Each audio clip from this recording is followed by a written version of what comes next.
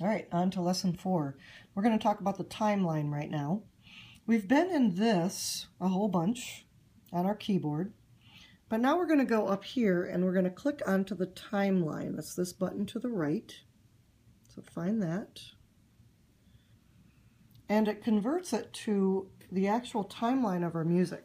This is our actual sounds that we make on the piano or whatever instrument you use. So it's a pictorial representation of our sounds. Notice my playhead is out here in the middle of nowhere. I'm going to click that back to the beginning. It's always safe to do that. So maybe I realized, oh, I have a gap here. I'm going to click on this and move it to wherever I want it. I'm going to end up with a gap there. That could be a problem later, but for right now, I know that I can move it around to wherever I need it in my music. If I want to look at my music up close, I just spread this out as far as it'll go. Now it's got my notes represented as long dashes. And you can see the numbers at the top, starting with 1. That's the first measure. 2, that's the second measure. 3, these are really big. I'm going to go ahead and put it back to more normal. Now I've got all 8 measures. Measure 8 goes actually all the way to the end. It doesn't stop at the 8, but goes all the way to here. So I've got my music here. I can do a couple things with this. First of all, I can make it smaller. That disappear, a whole bunch of the notes disappeared, so it doesn't make your music the same. You're actually chopping off some of your sounds. So I'm going to do that for now, and again, I can still move it around. But I want to try out some options with this. So I'm going to double click, and you'll see some options come up. Cut, copy, delete, loop, split, edit, rename. Well, if I cut it, of course that'll make it disappear. I could copy it later onto someplace else, but I'm not going to touch that for right now. Copy, of course, it's just like cut and paste in Word. I could delete it. I don't want to do that yet. The loop will actually take the music that I have here in this little chunk, and it will loop it all the way to the end of the music. So I'm going to go ahead and click that. Look at that. So it's my same music repeated over and over, and you can see these little divots. That's where it loops. Okay. And oh no, I didn't want to do that. What can I do? Oh, remember that little undo button? I'm going to go ahead and hit undo, and I'm back to normal. Double click this again. Here's something that's kind of fun. I'm going to stretch this out because I want to show you an example of something. When I double click, I'm going to go to split. And there are these little scissors. Oh, the scissors are always hard to grab.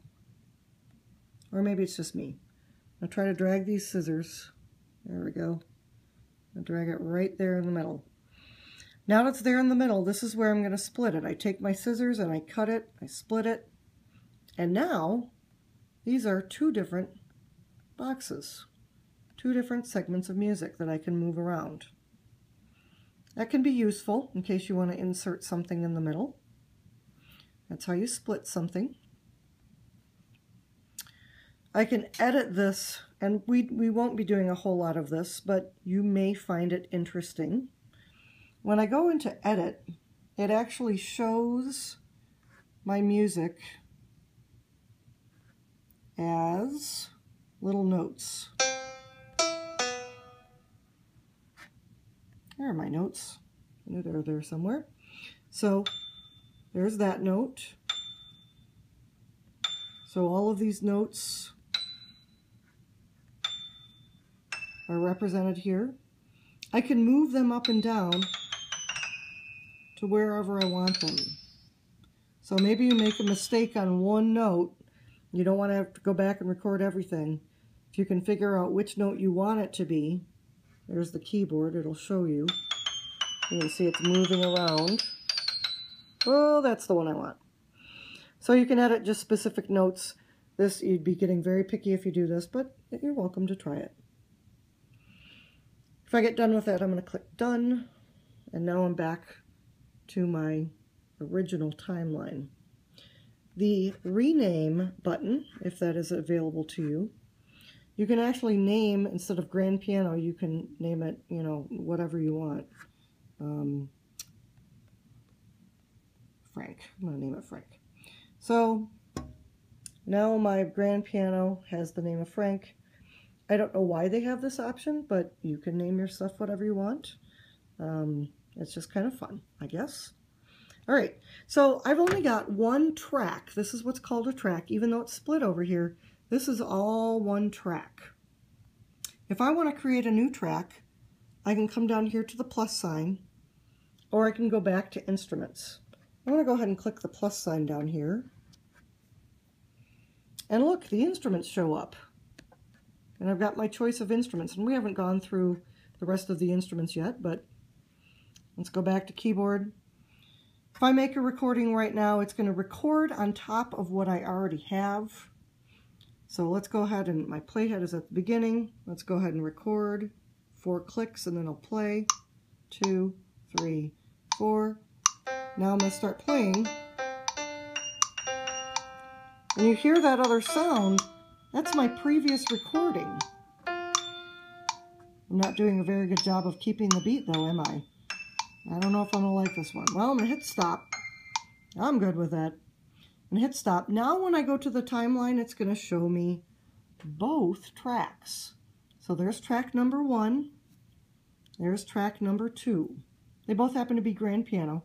They don't have to be the same, but they're 2 different tracks. And I can keep adding. I can go 8, 9, 10. I don't even know how many.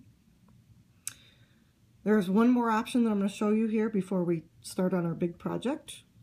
This little slider here. When you open this up, you can actually change the volume of whatever you're playing. So if I want to hear my music together, ooh, I really want that one to be softer. I don't like that clicking sound. Oh, that's a pretty song. Woo. So those are some options there. I can also turn off, notice it turned gray. So now I'm only going to hear this one. If I want to turn it back on, or I want to delete the other one, or just keep it from being heard. Same thing with the headphones. It highlights one. If you have like 8 different ones and you just want to hear one, you can use the headphones. It's as if you plug the headphones in. All right, that's the end of lesson number 4.